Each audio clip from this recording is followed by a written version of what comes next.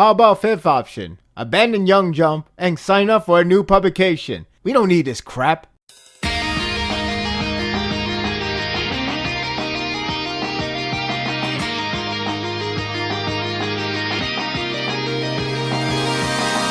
The way I see it, the real choices are end the series quick or last long to see everything fall apart.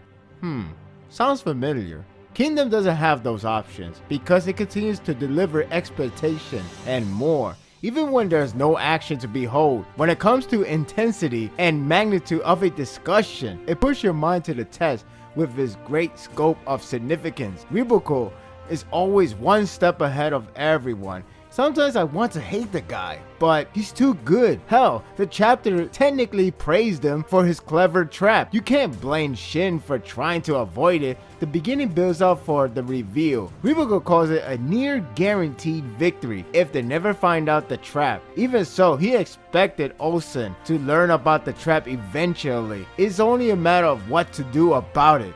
It transitioned back to the cliffhanger of the last chapter, only more bickering. But you can't blame Kairo 10, it happened out of nowhere. Sure, they got a note that wasn't written by him, but in a crucial moment like this, and by the Supreme Commander no less, it's practically killing the morale. It's ironic that Rizabi takeover would take 3 days, only they got it done in half day, but the wait for his command is 3 days.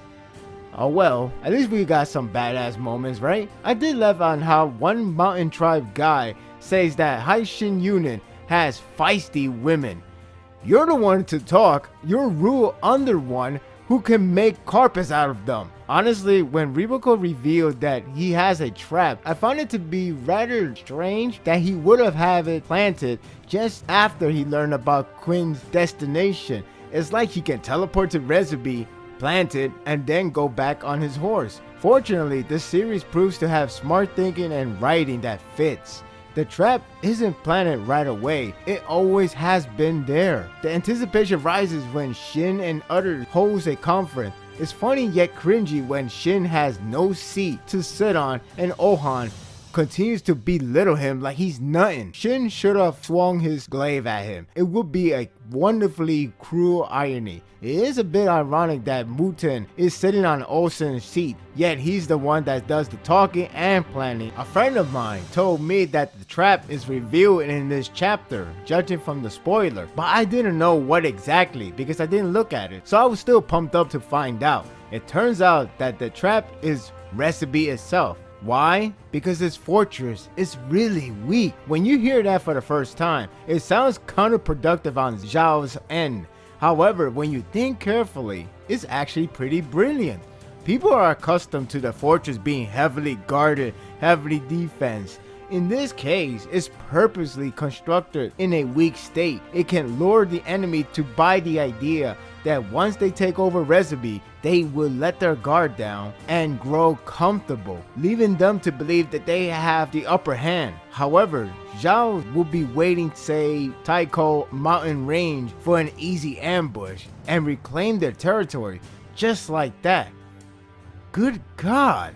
When you mix in the thought of the significance of Recipe, you can grasp the shattering thought of victory. Shohenken's plan has been well thought out for a long time, and yet just a matter of seconds, Ribuko just destroyed it. You can already tell the morale of an easy victory, let alone just victory, has been tossed out of the window. It's incredible that a chapter like this that mostly focusing on discussing the plan has a lot of intensity. I was whispering to myself, damn, like I'm the one who's losing. I guess that's how engaging the atmosphere is, let alone the series itself. Shin plays the role of shocked and outraged guy who can't believe everyone is in distraught. The option discussion feels so tense to even read them.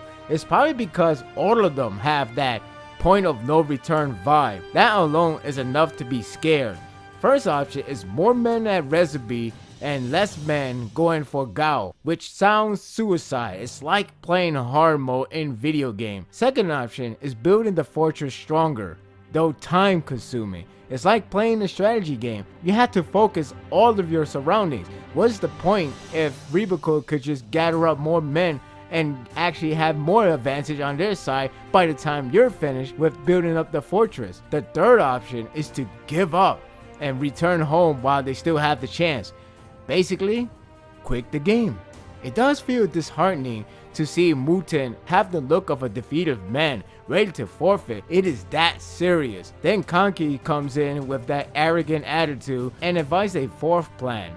All men fall out to Gao. No point of return, no man behind, everyone go all for broke.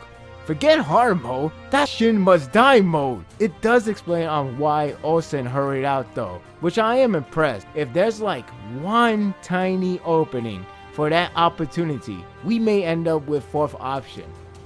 That's just insane. The chapter focuses on the discussion in one setting, but it leaves you breathless on the option that have no point of return. It's a really interesting chapter. The arc continues to grow intense. As if it wasn't enough, whatever the option they choose is going to be bone chilling from that point on. I'm giving this chapter an 8.